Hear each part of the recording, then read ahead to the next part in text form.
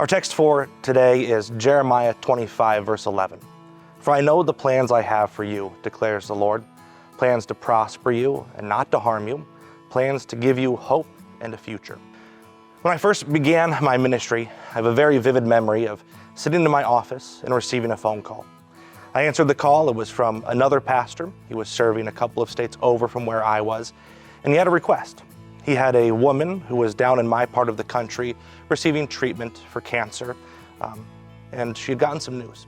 She had gotten some news that her time of grace was about to come to an end, and he asked if I would go and visit with her, talk to her.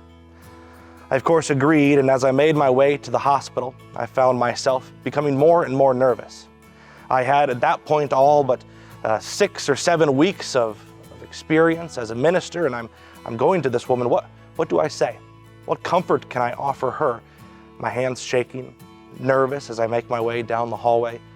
I enter the hospital room and I see her. She's sitting there. Her body clearly has been ravaged by cancer, but she's reading a devotion. She has a smile on her face. And I visit with her for a couple of hours, and I realized something as I made my way back to church. It was her who had comforted me, her who had blessed me. She had the words that I needed to hear and not the other way around. So how can it be? How can it be that somebody in this situation that is difficult and painful and messy can have that kind of hope? Well, it's because she trusted the words that we had in our lesson today, that the Lord had a plan for her to give her a future, and that future, she understood, was heaven. Sometimes we find ourselves in a similar situation to that woman I visited. Maybe you found yourself in a hospital bed not knowing if you would make it out. Maybe you've had a messy breakup. Maybe you're struggling with financial things. It's easy to look around and see that the world is messy, and oftentimes we think, where is God? Why is God not helping? Why is God allowing for this mess to take place? God can work through messes. He can work through your mess. Think of the crucifixion.